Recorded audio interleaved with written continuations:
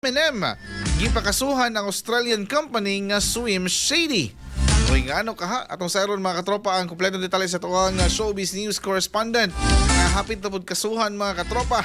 Katropa nga Inday, Erica. Showbiz News! Showbiz Balita!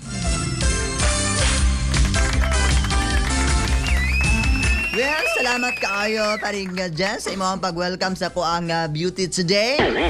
Well, mga maring, mga katropa, mainit-init nga balita karon. Gikasuhan sa American rapper nga si Eminem ang usa ka Australian beachwear company nga Swim Shady. Matod pa sa rapper nga ang ngalan aduna nila kalambigitan sa iyang trademark rap nga alias nga Slim Shady nga dugay niyang gigamit. Yatong Setyembre, nagsang-at si Marshall B. Matters III og petisyon aron ikansila ang trademark sa kampanya. Dugang pa ni Eminem nga murag nagmugna og false association ang Sydney-based brand nga nagpakita koneksyon nga dili tinuod.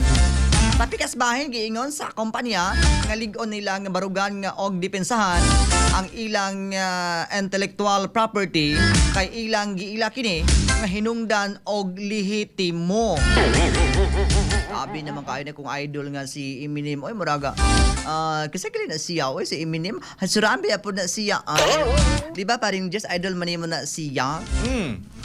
Paspas sa siyang istorya, mura po ni si Glock 9. Mura na siya si pero mas paspas gitong napay mas labaw kang Glock 9. Kisa man. Si Glock 10.